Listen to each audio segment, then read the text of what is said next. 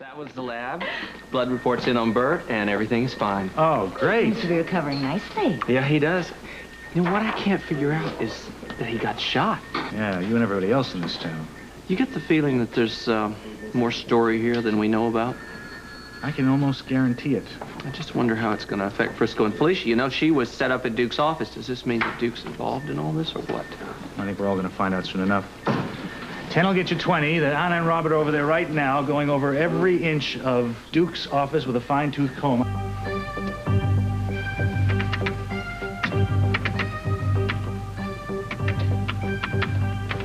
Haven't we programmed enough information onto the hard disk? Yeah, that ought to do it. Still going to use laundry as the access code, right? Oh, yeah. We have to validate Duke's story up to a point. If Scorpio comes snooping around, we want him to see that the information on the hard disk will look like it's in code. Only a real expert will know it's indecipherable. An expert like Scorpio. We want to keep him guessing. That doesn't help Mr. B much. Nope. I don't like it. We need answers. And the only two guys that have the answers are unreachable. One's in the hospital, the other one's in jail. Well, I'm much more concerned about one who's very much around, Scorpio. We've done everything we can to neutralize him. You don't know how angry he is at me. He knows that I had Devane's house bombed. He's about this far from tearing me apart with his bare hands. And whose fault is that? You're becoming a liability to the organization. The question is, what are you going to do about it? Scorpio has got nothing on me. He's breathing down your neck. You said so yourself. What he is doing is grasping at straws. All of his snooping around hasn't turned up a single piece of concrete evidence against me. Then why are you so worried? I'm just being careful. Now we are prepared for whatever Scorpio can throw at us. We've taken the real laundry file off the floppy disk and hidden it. It's the only piece of incriminating evidence left. And what if Mr. B dies? Well, that might not be so terrible after all. What are you suggesting?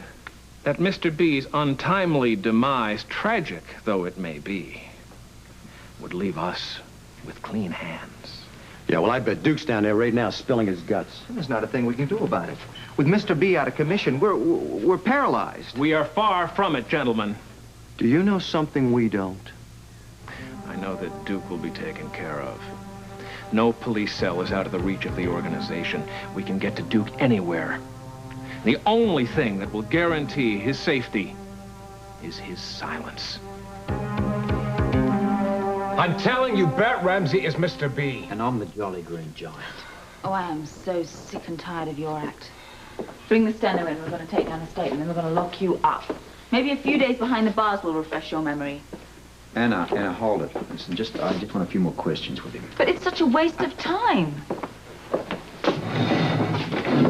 This alleged meeting between you and Bert, where was it? It was on Pier 6 on the waterfront. Who arranged it? Well, I called him. What time? I don't know, around 1 o'clock. It was 1 o'clock. And what time did he show up? A short time later. Why bother, Robert? We don't know what's true and what isn't. He's a pathological liar. If you will just listen to me, I can prove I am telling the truth. Proof? What proof? There is evidence in my office. Where? It's on a hard disk in the computer and also in the safe. What kind of evidence are we talking about here? We're talking about all the details regarding the laundering operation. It's in the computer, and there may also be some cash in the safe. How do I access it? What's the code? The code is laundry. Then you type in tumble dry. Now, the entire information is spelled out there on the hard disk. You've got 2 safes in your office. I have 3 safes in my office. The 3rd safe is under the fireplace hearth. How do I open it? It's simple. You twist the top of one of the fire tools. All right. Bring the steno in. We're going to take down his statement. Listen, we better keep this secret for the time being. Absolutely. We owe it to Bert not to let any of this ridiculous statement become public until we've spoken to him. But you're also gambling with the press not finding out. This sort of information, true or false, can just ruin a cop's career. And what about the evidence that's in my office? You are going to check that out, don't you? Believe that much of my story? Frankly, I don't believe anything you say anymore. Oh, damn it, Anna. I am putting my life on the line for you. What more do you want from me?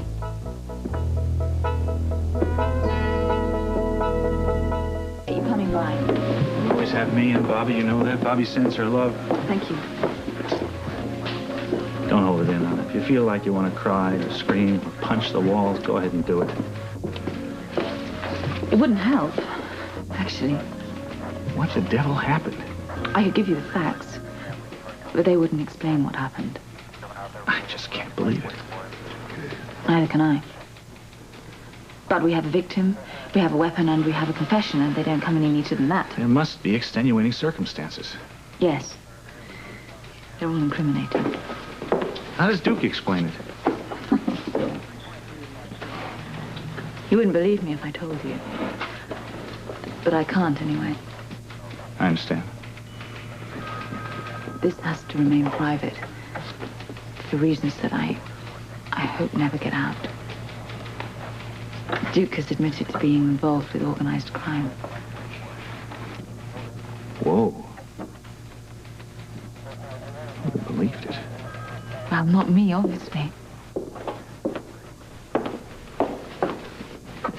Kind of sounds like Bert found out about Duke, and now he's paying the price. Yeah. I want to talk to him. You know, see if there's some reason why Duke would want to have done this. It's one of those situations where you're scared to death to find out and terrified of not knowing. It's awful. And I don't see any end to it. Dear, I don't think I'll get over this one.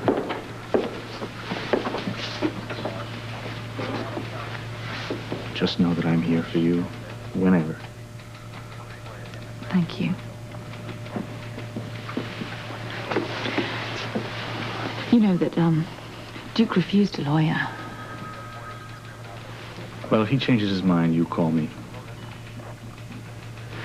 Look, Anna, I'm headed across the street to have a cup of coffee, and, well, Bobby's not home until later. Do you want to come with me? I would love to, but, well, Duke gave us a lead, and Robert and I, we have to follow up on that. But, come on, I'll walk you. All right. Ted, hi, did you hear? Oh, well, if you're talking about Lavery shooting Chief Ramsey, yes, I heard it on the car radio coming over here. Nothing else is on the dial. Oh, what a story. Oh, what a disaster. And Purity Water Company is right in the middle. What do you mean? I mean that we are involved with Phillip and Fisherman's Village. That was Lavery's pet project with that committee. That is before he started picking off police chiefs. Ooh, a scandal like this could do wonders for my ratings. Well, it could ruin Purity Water Company's chances at a national campaign. The question is, how do we exploit it? No, the question is, how do we avoid it? Well, perhaps we could help each other. How do you mean? Well, both our businesses need information, right? Yes, desperately. Well, then we'll just go right to the source. They have locked Lavery up and thrown away the key. Well, then we'll just settle for second best and find out what is going on in that office. Oh, that's a lot easier said than done. Not for a man of your power and influence, Ted. All you would have to do is just pick up this phone and dial Duke's number. I mean, after all, you are the legal counsel for Purity Water Company, and you have every right to protect its interest. Yeah, I suppose I do. Demand answers now. Come on, Ted. You'll get your information, and I could walk away with the scoop of the year. Might as well give it a try.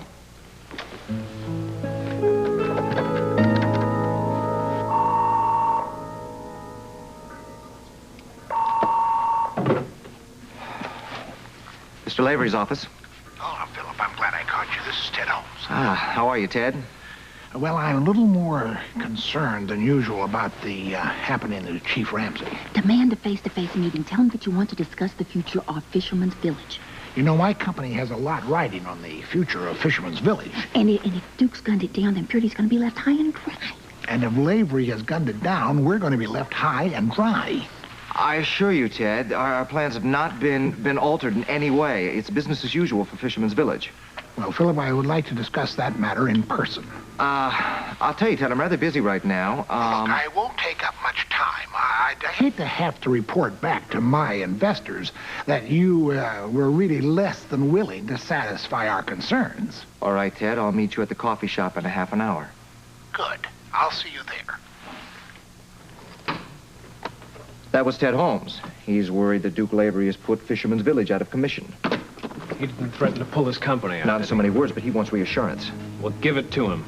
Fisherman's Village must be protected at all costs. We're not involved in urban renovation out of the goodness of our hearts.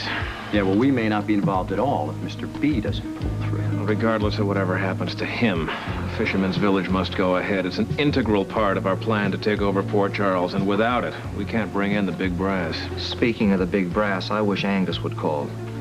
I don't like going this alone.